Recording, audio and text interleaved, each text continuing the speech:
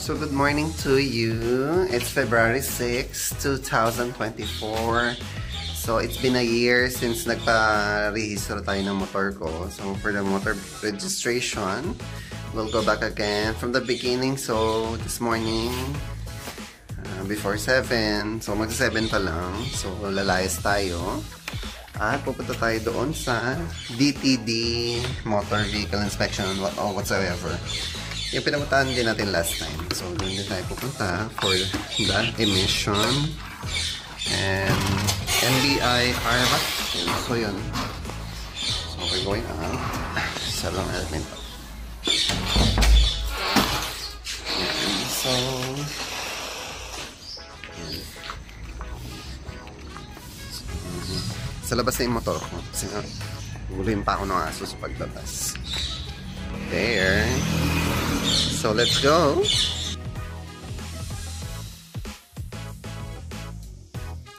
So DTD Private Motor Vehicle Inspection Center is like 7 kilometers away from where I am living.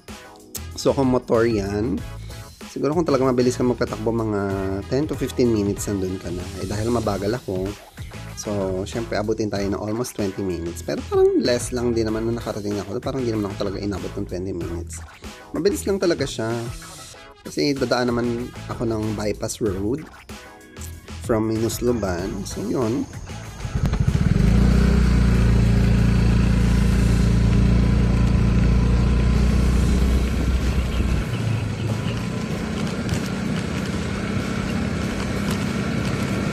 And we are almost there. Your destination.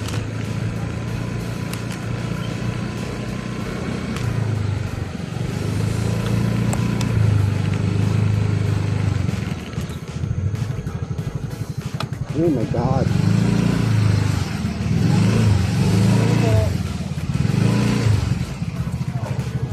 Grabe, ganito na karaming tao. Dito lang po, yung po na po.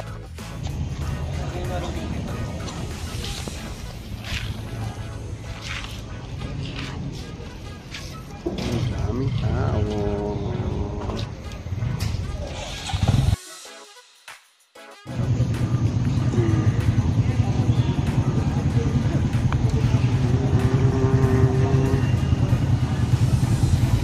Last year, when I came here this morning, ganito kaaga, siguro mga pangatlo ako yung motor ko. And now, I am 42 on the line or on the queue. Oo nga pala.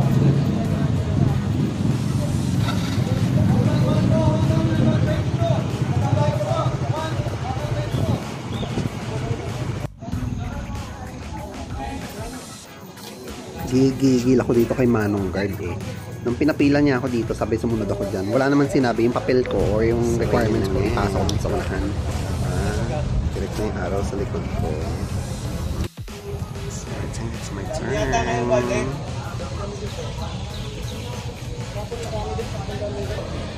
So, ayun na. Dadalhin na ni Kuya sa loob yung aking motor. So, I'll wait inside na. Init dito sa labas.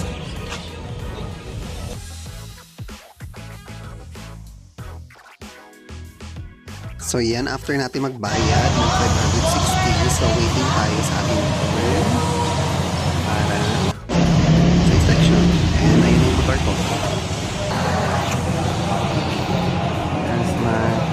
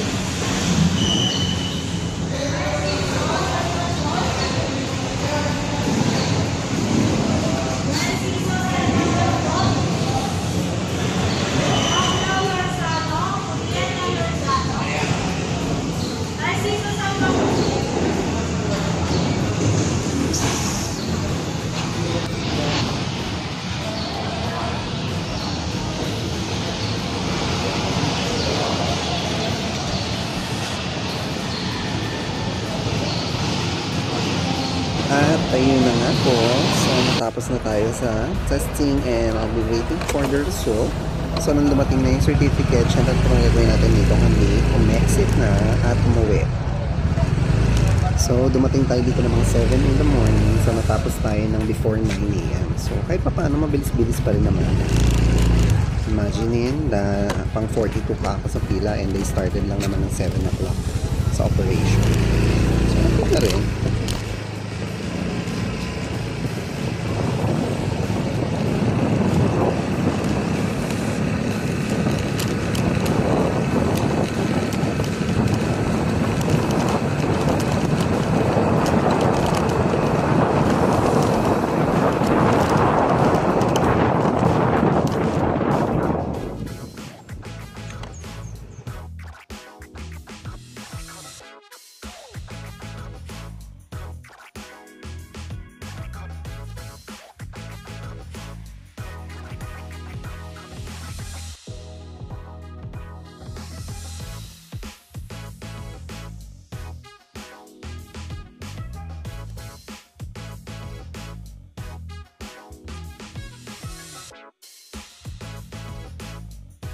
And so, tapos na po tayo sa ating motor vehicle inspection and emission test para sa ating annual registration. So, ito ang aking system report. So, yan.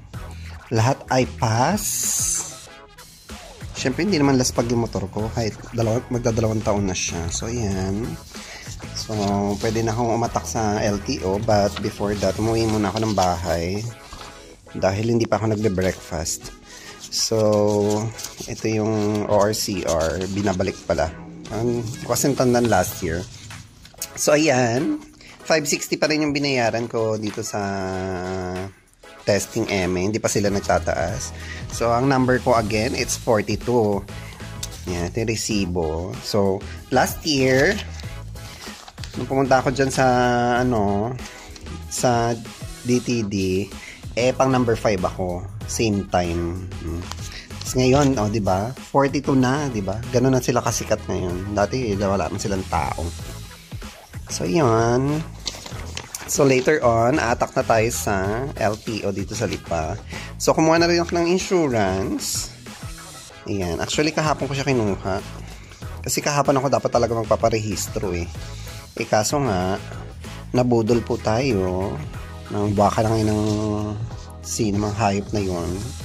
Sana mabusog ang kanyang pamilya at guminhawa na ang kanilang buhay magpakailanman siya nawa. Ayan. So ito yung insurance ko, 317 lang yung binayaran ko dun sa ME 650 daw. Diyos ko po, kitang kabuhayan. So yan, ending nga pas ang aking system report. So with this too, and yan, gora na tayo sa LTO. Last year, ang binayaran ko sa LTO ay 604 ba?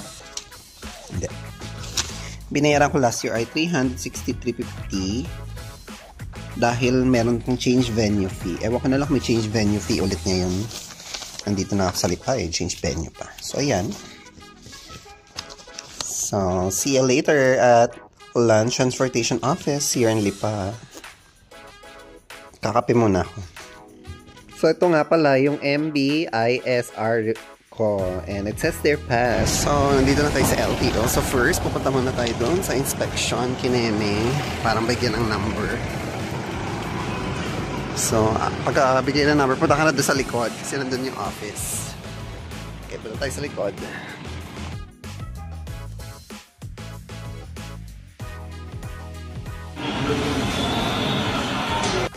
Hanggang 290 registration cashier po. So ayan, after some time tinawag na yung number natin. So bayad na tayo.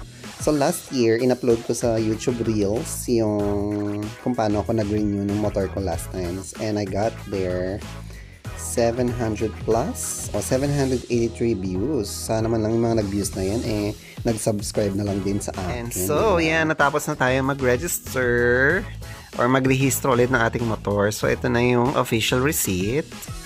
So, kinuha nila yung copy ng official receipt ng last year at yung copy ng aking registration. Yung certificate of registration, yung CR. So, this time, ang binayaran ko is 262.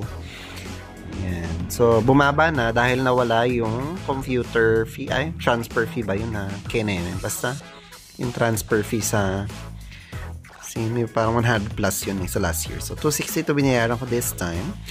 So, yan. So, sinerox ko na siya.